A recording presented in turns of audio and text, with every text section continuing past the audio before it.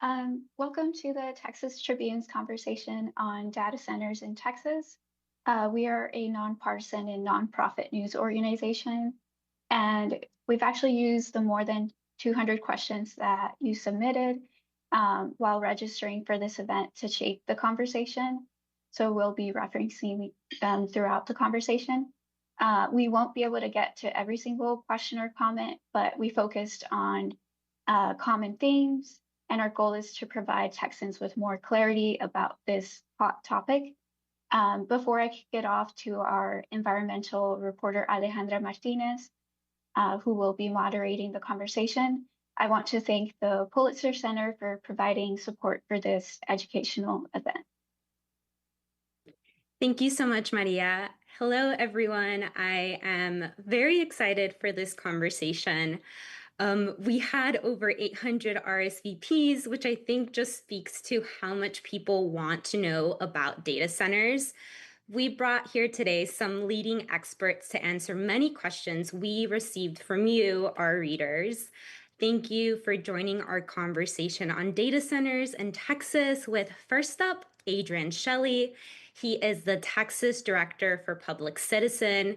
His organization has been tracking policy and community movements around data centers. Next, we have Margaret Cook. She is the Vice President of Water and Community Resilience for the Houston Advanced Research Center. Earlier this year, HARC wrote a report on data centers' impact and their water footprint in Texas.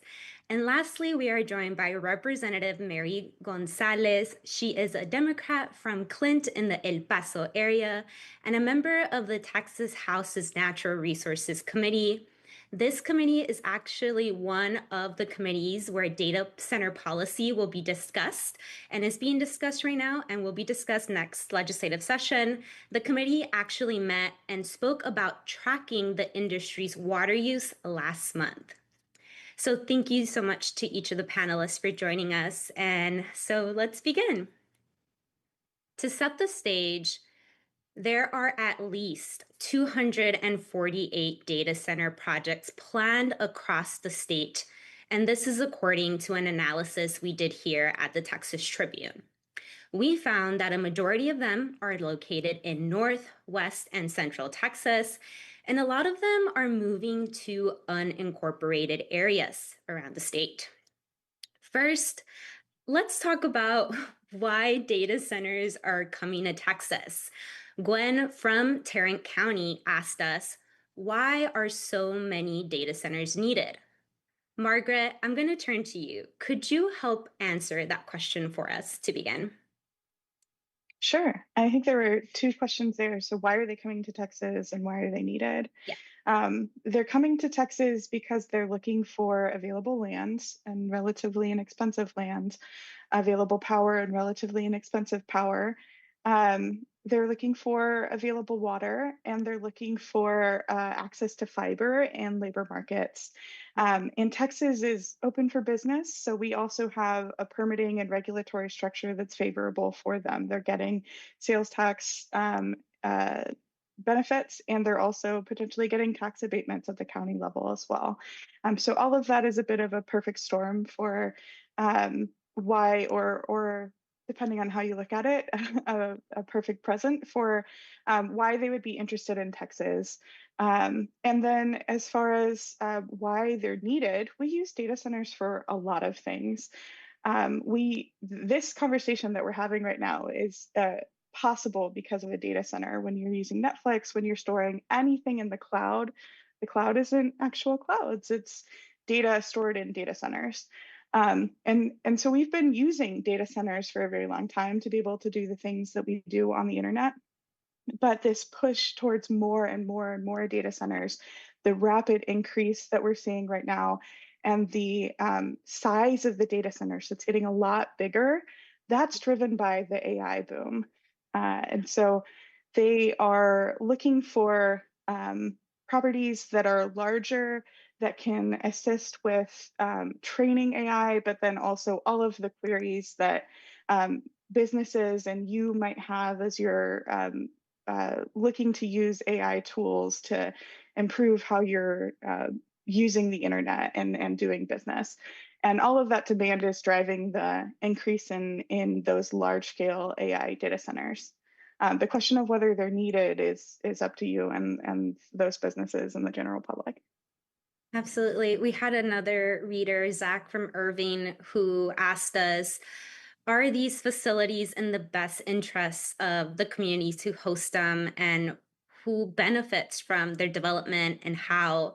I know, Adrian, you've been, tracking a lot of these developments, talking to communities on the ground. I'm going to turn this question to you. Yeah, thank you. So there are benefits to communities.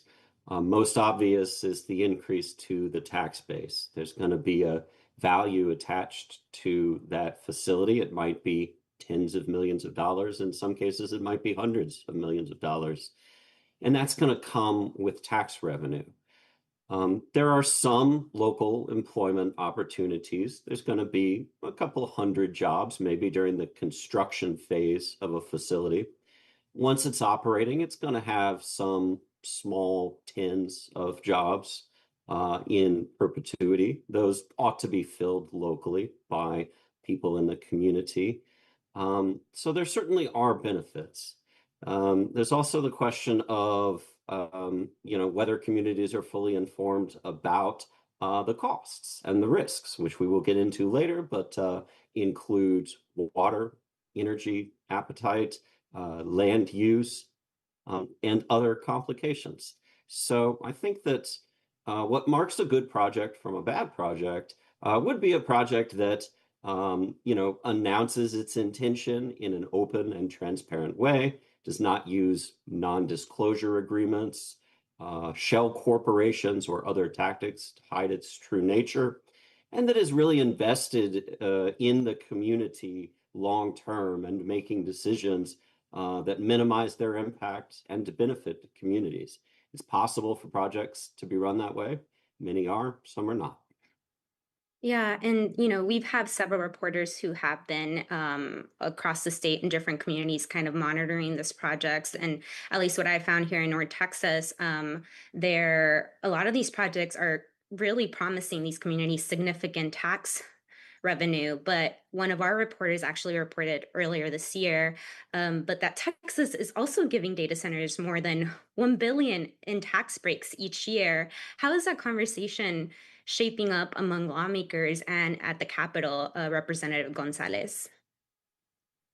First of all, it's an honor to be here with so many wonderful leaders who are working on this issue. I really respect Margaret and Adrian for all their advocacy and just their knowledge. And so I thank you for the invitation. But yeah, I think where we were last year at this time and this year at this time regarding data centers and incentives and all of that has really evolved. You hear everything from the Senate saying we need to revisit the tax incentives, the tax breaks that we've given data centers, to also proposals for just a complete 180. And so I think what'll be interesting is in a time when there's a lot of divisive politics happening, data centers isn't a divisive, it's not a Democrat or Republican issue.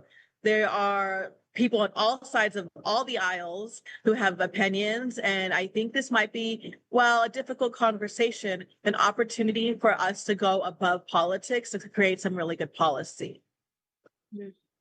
Yeah, one of the communities that I've been reporting on is Hood County, a very Republican county here in Texas, and they have several proposed projects there and in their neighboring county, Somerville. And there are lots of conversations about data centers and their strong opposition for it. And I think we're really kind of seeing that what you're talking about, like this is not a Republican or a Democrat issue. It's really just, communities who are, I guess, in this case, trying to fight against these projects. That's a very good point. I think one of the concerns there and in many places across the state is around water. Like how much will these facilities need in terms of resources, water and electricity? And so I wanted to turn to you, Margaret, to see if you could just briefly walk us through what data centers need water for, and do we know where data centers are getting or plan to get that water from? Sure. So data centers generally use water for cooling the facility, and then they use water to operate. So flushing toilets, using sinks, things like that. That volume is generally pretty small. Most of the water that would be used is likely for cooling, and the amount of water that is used at a facility depends on the type of cooling technology that they use. So really briefly, I'll try. You may have heard the phrase closed loop system thrown around. A closed loop system is a loop that would, using some type of fluid, cool the servers, the equipment that's in the facility. And in order to cool that equipment, that fluid has to pull the heat from the equipment. And then that fluid will be hot. And then to be able to recirculate that again and reuse it, it has to be cooled down too. So something has to take that heat from that closed loop. The fluid's going to reject that heat to a heat rejection technology. So really straightforward name there. That heat rejection technology is going to be some type of air chiller or a water chiller or another piece of equipment that can pull that heat. And that piece of equipment is going to dictate how much water is used.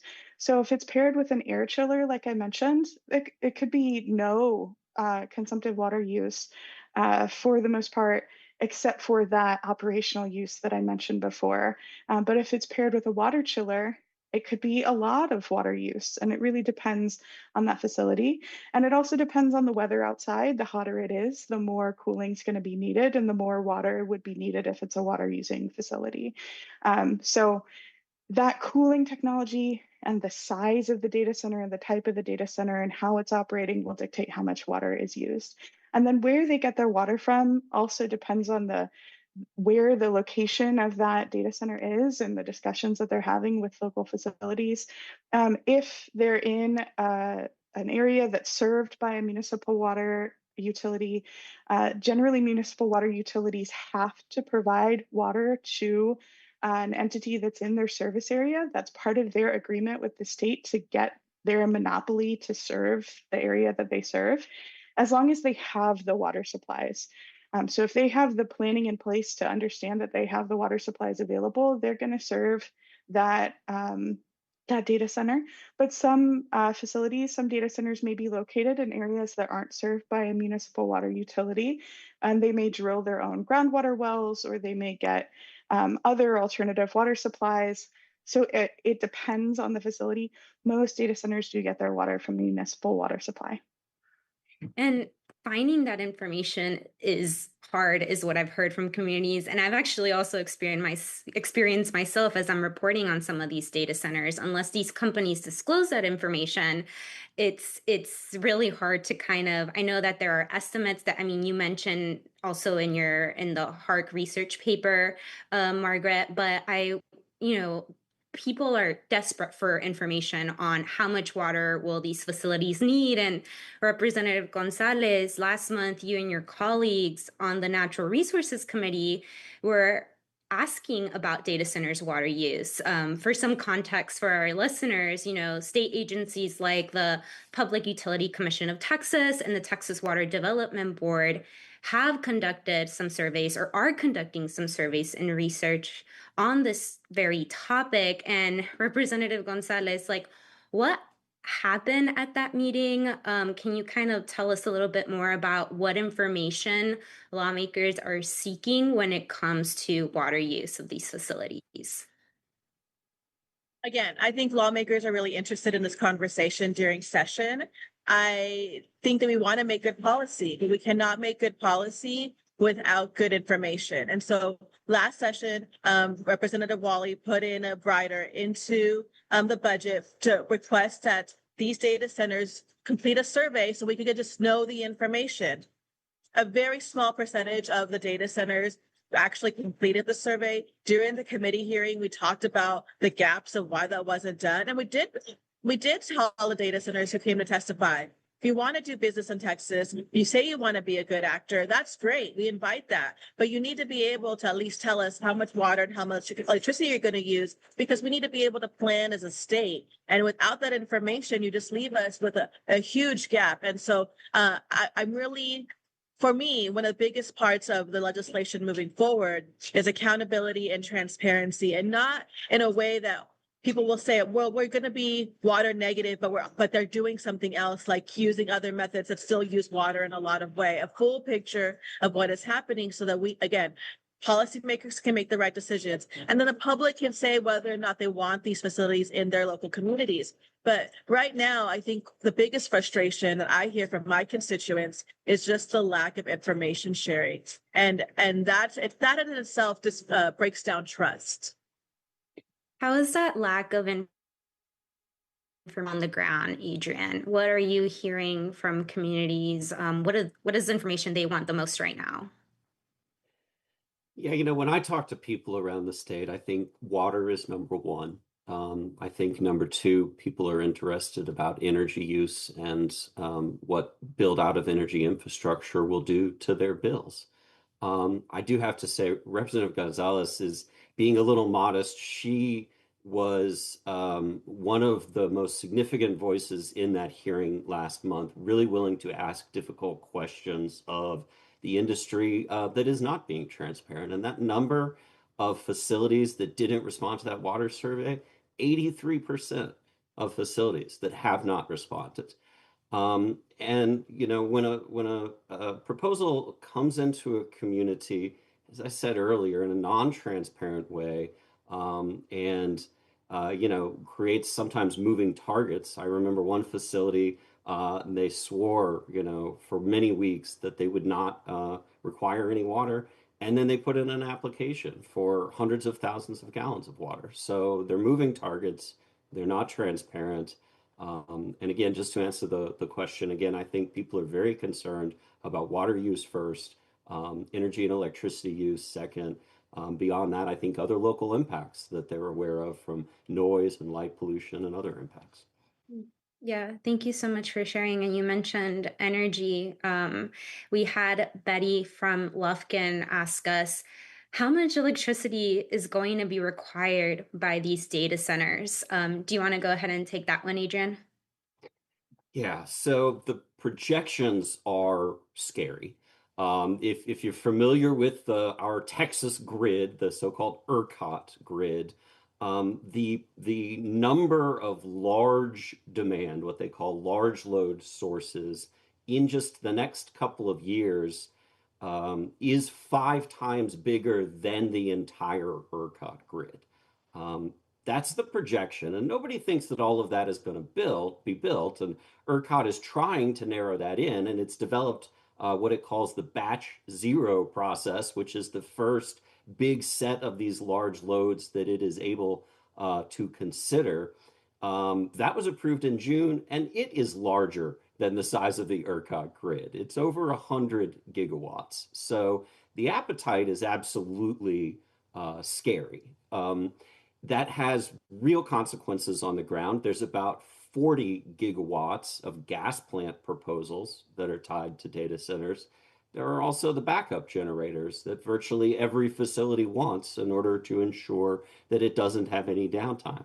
We've seen facilities with dozens, even hundreds of backup generators proposed. So, to summarize, the demand projections are completely unsustainable. Most people understand that the vast majority of facilities will not get built, but nobody knows how to suss out the ones that will. They're proposing gas plants and diesel generators, all of which have serious consequences for air pollution, for public health, and for the planet. Yeah, you touched there on 2 points that I really want to get to. And one of them is I know that you've been focusing on data center, or the organization Public Citizen has been focusing on following data centers, air permits. You mentioned these backup generators. Can you talk a little bit about how, powering a data center is related to air quality and why the organization is focusing on that? Yes, so the backup generators are necessary because the ERCOT grid is notoriously unreliable. This is an industry that values uptime above all else. They can't tolerate outages. They can't even tolerate hiccups in the provision of electric supply. So they propose and build these large banks of backup generators. I've seen facilities with up to 86 of these large diesel generators. They're big, they're noisy, they put pollution out, right into the community. And they're intended only for backup use, but the companies are not at all transparent about what that actually means or what consequences it will have in the community. And without getting into the real nitty-gritty details of permitting here in Texas, larger permits require more public process. You get a public meeting, you get public notice. You may have heard recently that the EPA has proposed a rule that would change a little bit about how that works. There's actually public comments going on right now for that. But let's just say bigger facilities have better permits with more public process. And what we're seeing is that data center companies seem to be applying for permits, even designing their facilities in ways that allow them to build with as little public process as possible. So they'll say, we only need 24 generators, so that's a minor source. TCEQ says, okay, the state environmental regulator, and they go ahead and build it. And then a year later, they say, oh, we're a little bigger than we thought we would be. We need a couple more generators. We're going to increase the size of this permit. Well, now there's a public process, but the facility is already built and operating. So we have some real concerns with how they're approaching permitting. We think in the most egregious cases, they're probably gaming the permitting system. And that has consequences for when the public knows about a facility, what opportunities they have to challenge the facility, and ultimately for how much air pollution there is. And if you're in a Dallas or a San Antonio, where many of these projects were proposed, you're already facing unsafe levels of ozone pollution regularly. These facilities are going to make that worse, and that's a real problem. Mm. The other thing that, you kind of mentioned that I did want to touch on as well is like these energy and water trade-offs, right? I wanted to turn to you, Margaret, because I know that depending on the type of cooling technology, this is the tech that data centers use to cool those like servers that are hot and storing all their information. Depending on what you choose, it will require either more water or more electricity. Margaret, can you kind of talk more about that and how that weighs into this whole conversation about like energy versus water use and so on? Sure. And that all ties into the fact that our grid is highly dependent on water. Much of the fossil fuel power plants that we have on the grid they generate electricity um, with cycles that require water for cooling as well, and that can be a lot of water in and of itself. Um, the amount of water that a data center uses on average, if you add a natural gas combined cycle power plant as their source of power, that's going to add 200 times more. So for all of that water, 1/3 of it would be the data center cooling itself, and then the other 2/3 would be the natural gas combined cycle facility, if that's how that data center is powered. And that natural gas combined cycle facility also uses water for cooling. So that can be a lot of water from that indirect water use. That's what we call the water from the power supply.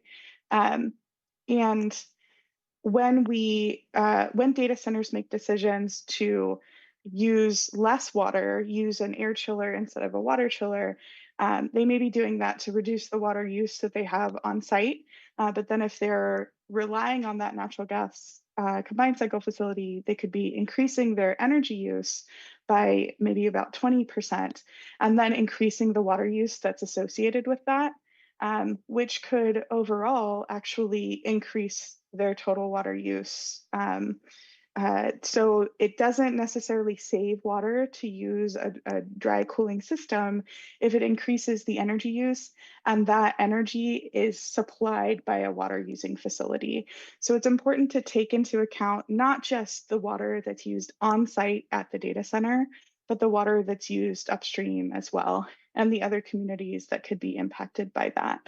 And the reason data centers would use water in the first place, and the reason power plants use water in the first place, is because water is a really good, compared to air, is a better cooling fluid.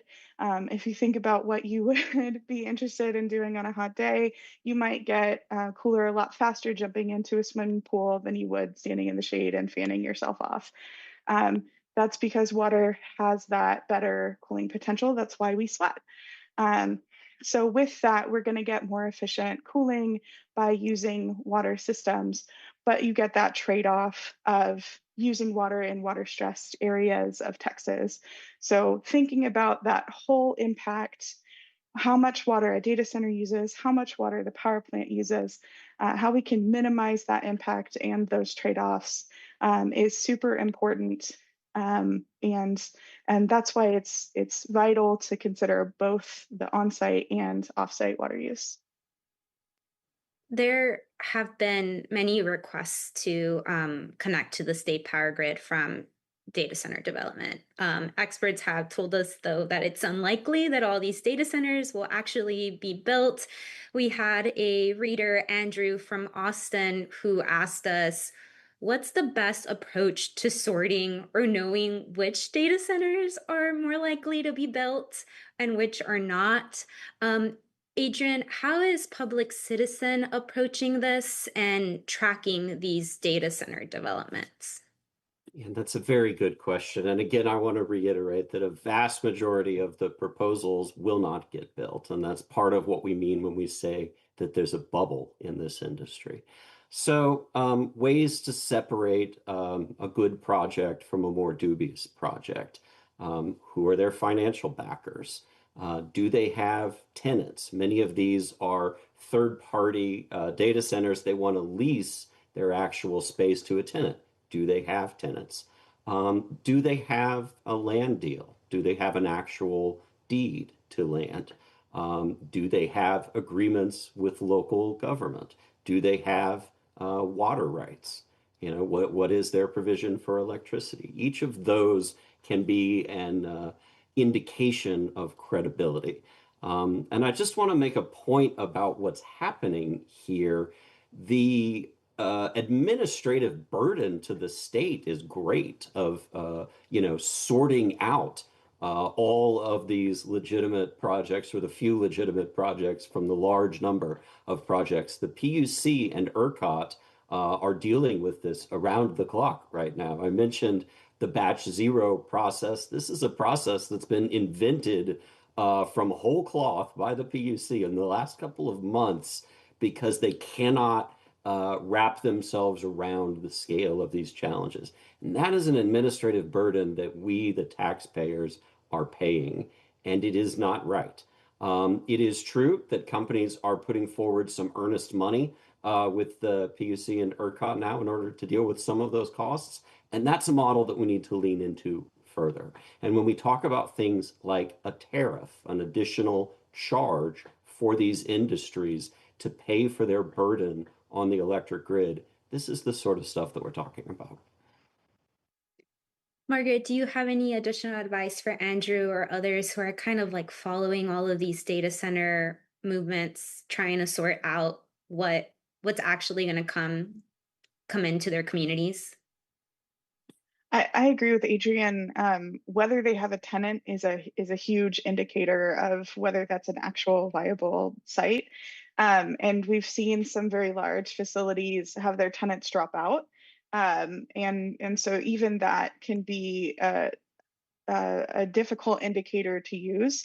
But the more reputable that tenant is, and the stronger the relationship that they have with that facility, the more likely that that's a facility that is more likely to be built. And I do want to add on that infrastructure sentiment that Adrian was mentioning on the water side, on the energy side, as data centers are wanting to plug into our infrastructure systems, they're going to need new build out in certain cases, especially the larger facilities will need more pipes, more transmission, more transformers, distribution lines, any of that infrastructure that's needed.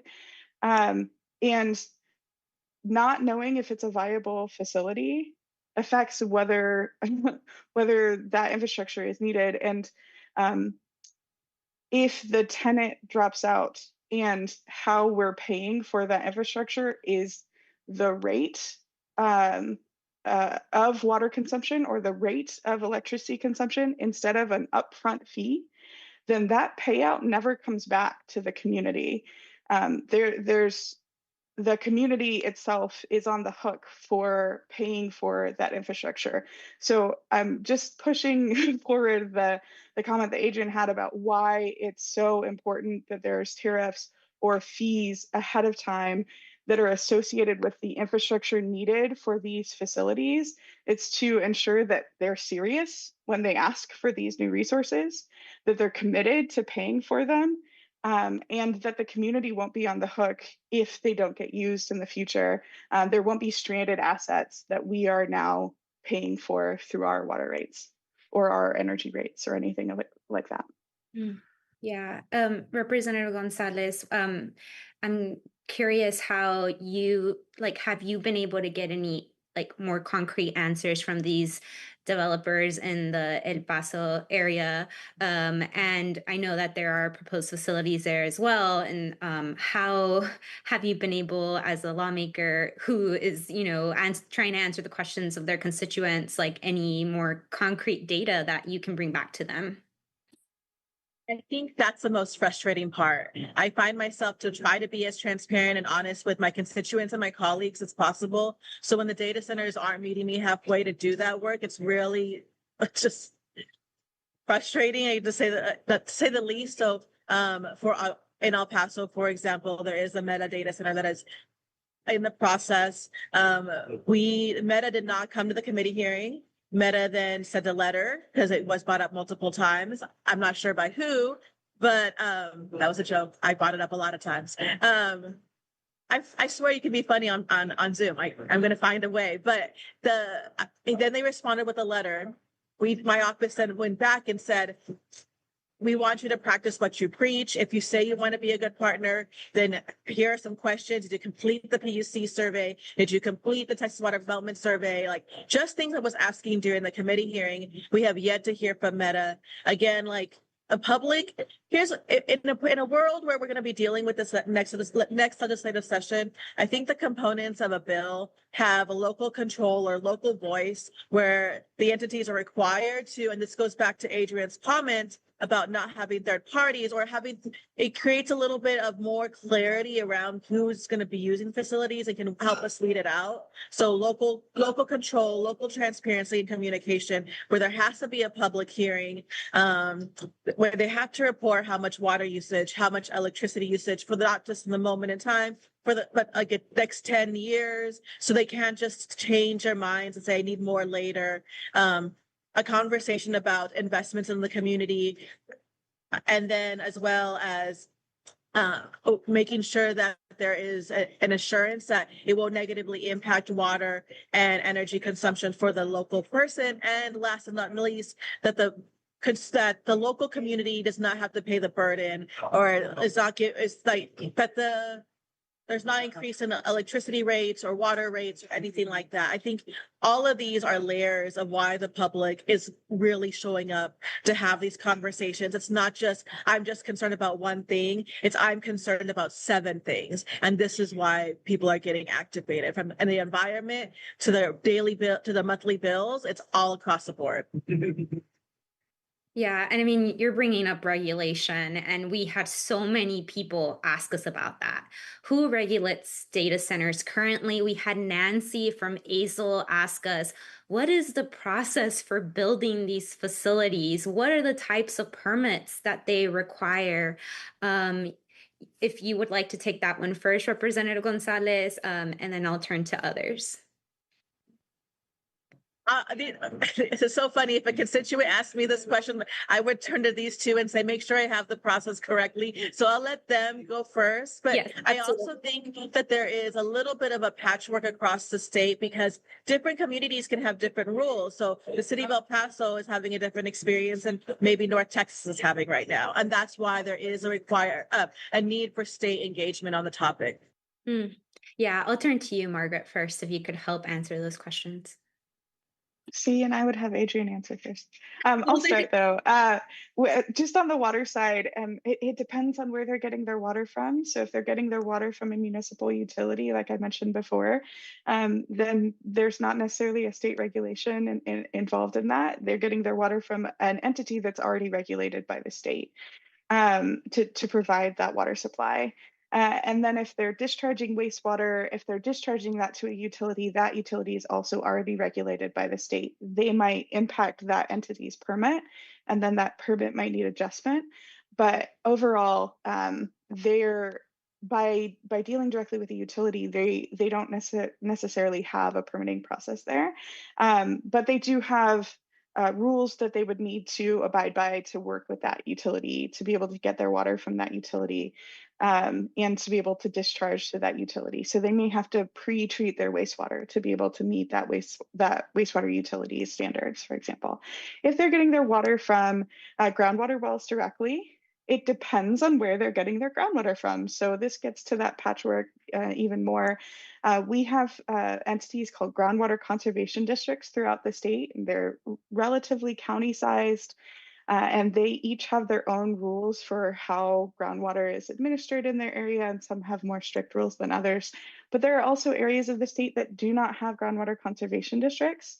And so there's not an entity monitoring or limiting the amount of groundwater that's withdrawn from wells in those areas. And there wouldn't be a permitting effort involved in the supply of that groundwater. There's still a requirement to deal with the TCEQ to make sure that water quality is maintained in those areas and throughout the state. And then on the surface water side, our surface water is owned by the state. It's held in trust by the state. And then anybody who's accessing that surface water has to have their own permit, their own water rights. And so if a data center is getting water directly from a river through a water right, they would either own or lease that water right and deal directly with the TCEQ. If they are discharging into the waters of the state, or they have stormwater that may enter the waters of the state, they have to have a permit with the TCEQ as well. So those are your entities that you would deal with on the water side, your groundwater conservation districts and the TCEQ directly, or the municipal water utilities. Thank you so much for walking us through the water regulatory landscape. Adrian, I'll turn to you to maybe touch on the other current regulatory landscape with like air and power. Yes, and that was a very thorough explanation of the water side. Thanks for that. For state permits from the Texas Commission on Environmental Quality, in addition to those water permits, if they have backup generators, they will need some nature of air permit for those. As we discussed earlier, it could be a permit with a big public notice that you'll get, newspaper publication and signposting and that sort of thing, but it doesn't have to be. If they are building a large power plant, like a gas power plant to actually power the facility round the clock, that facility will need its own permits. Now, many cases we have seen that the companies have chosen to separate out that facility. So the gas plant is owned by a third party, and you won't find its permits by searching the data center itself. So there will be those air permits. If they have a lot of diesel generators, they might have petroleum storage tanks on site. They'll need petroleum storage tank permits for that. If they're handling lots of fuels, they might need an industrial hazardous waste permit in addition to that. And then, of course, at the local level, if you're in a city with city zoning, they will need to get an approval from the local zoning development board. There are some cases in certain counties that have additional protections related to scenic waterways and things like that, where they may need some nature of county approval. But in the vast majority of counties, there is going to be no approval whatsoever at the county level. And then finally, if they are large enough, above 75 megawatts, which is pretty large, then they are going to need to register with the Public Utility Commission in order to interconnect a load of that size. And I think it was Representative Gonzalez who mentioned this conversation about local control. Adrian, what have you heard from different communities across the state around like the type additional regulation that they want to see happen this next legislative session? So there are more than 24 counties that have passed resolutions calling on the legislature to give them more authority. I and my colleagues at Public Citizen have been traveling around the state and joining county commission meetings and town halls. And I have heard county commissioners from a number of counties around the state say, we don't want to offer tax breaks to this industry, but it's the only leverage that we have because we have no authority whatsoever. So what we're doing right now is we're looking at when they do enter those tax breaks, they have that leverage. What do they ask for? And you can probably imagine it's a lot of the things that we've talked about here. They want assurances of local hiring. They want water use limitations. Some of them want non-drinkable water to be used.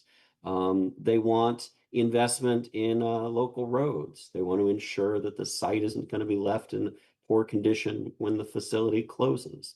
So we can look at the kinds of things that counties are negotiating for as guidance for the kind of authority we ought to be granting them in the legislature. What we don't want is counties that are forced to trade away their tax base in order to get control over bad actors.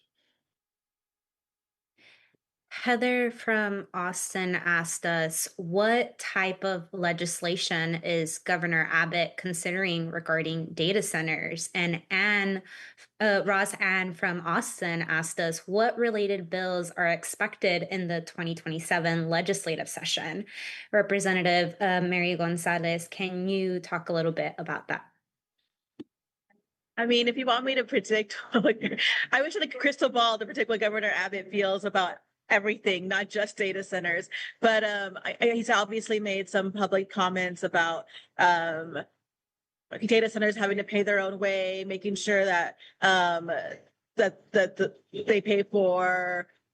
And then he came out with a list of things that data centers have to have, and those aren't binding. They're just, what he feels should be. But yeah, right. But so Governor Abbott is making public statements about data centers, and I'm encouraged again that this isn't a partisan conversation, that there are Democrats and Republicans all wanting to address this issue because it is a multifaceted issue. What do I think is going to be this session? I think that there'll be lots of bills, and I think there'll be an omnibus bill.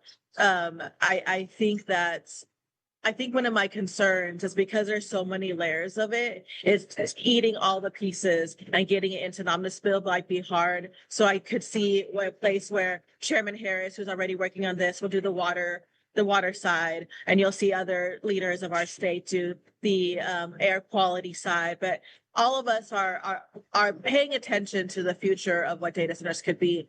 I think what I would tell people right now, if they really care about data centers, is that elections matter. Even if your elected official locally doesn't have an opponent, you should still be talking to them about data centers if that's something you're concerned about, because they'll take that information and be like, my constituents care about it. It needs to be something that moves during session. I cannot go home with us not doing anything. And so again, elections matter, whether there is a vibrant election happening in your community, because this is a time where people are thinking about what do I need to bring home during after legislative session. And so I would encourage everybody to get involved right now. And more of those recommendations that Governor Abbott proposed was requiring facilities to do closed loop cooling systems, which Margaret talked about earlier, and ensuring that Texans don't bear the cost of electricity needs and electrical infrastructure. But Representative Gonzalez, are there certain pieces that you are already either working on or trying to make moves ahead of the session? Alejandra, I love this question. As I was telling Adrian yesterday, because when we had a different meeting, I've already drafted 120 bills, and about 15 of them are around data centers, and another 10 on AI. So I think that, yes, beyond Governor Abbott's recommendations, I do think that the local voice is important. I feel heartbroken when I talk to my constituents. Oh, excuse me. I know I feel heartbroken when I talk to my constituents, and they just say, I just want to have the information.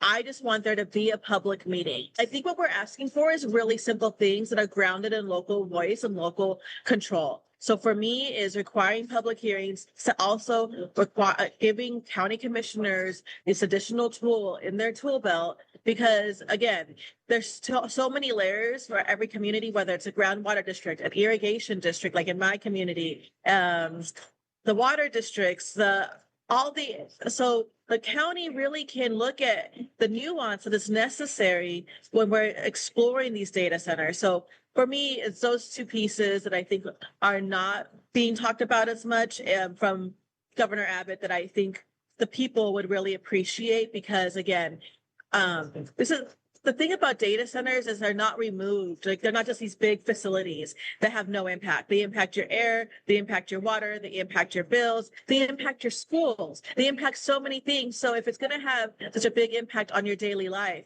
you, the people, should have a voice in that. Thank you for those comments. And talking about people having a voice, we got a lot of questions around if a Texan wants to have their voice heard in regards to data center development, whether they're for or against, what are the most effective ways for them to get involved?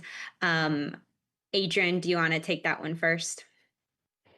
Sure, and this would be a great time to plug an organization that we have formed in the last 6 to 9 months here in Texas called the Texas Data Center Rebellion, which you can imagine from its name is a group that helps communities that are opposing data centers locally. And you can find us on Instagram. We have resources out there.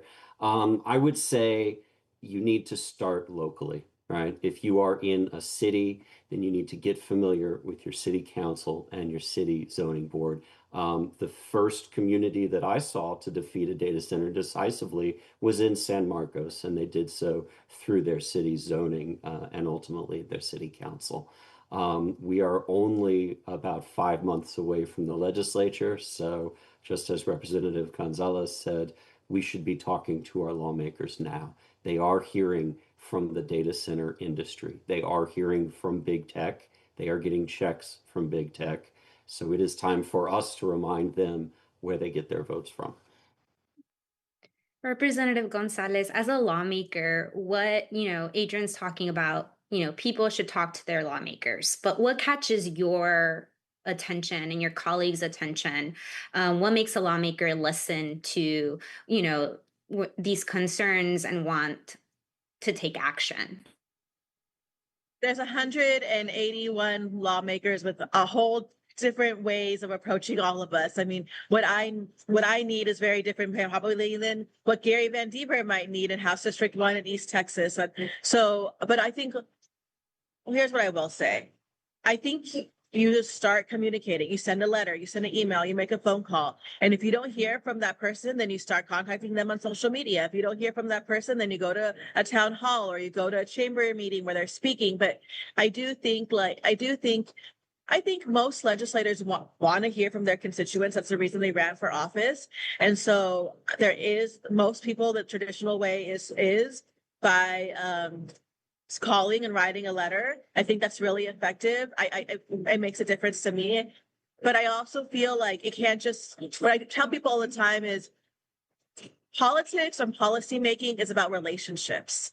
You don't just write one letter or send one text and think that that relationship is built, right? So think about, I'm going to build this relationship. I'm going to write frequently. I'm going to call frequently. I'm going to show up at public spaces commonly. And that is the relationship I'm going to build, because that will move the needle more than just a one-time thing. If you want to make a difference, think about sustained communication. I'm sure you've already been receiving so many messages. I feel like you will be receiving a lot more after this conversation. We had LaDawn from Houston ask us, where can I find a centralized list of planned data centers, their current status, and the hurdles that must be cleared before approval? Before I pass it to one of you, I did want to point to a resource that we actually created here at the Texas Tribune. that I think is pretty cool, and I have it here pulled up on my phone. It tracks more than 600 planned facilities, operating plan data centers across the state. You just put in your address, and you can see which data centers are near you. But Margaret, do you have any other resources for LaDawn on where she can see, where data centers are at across the state?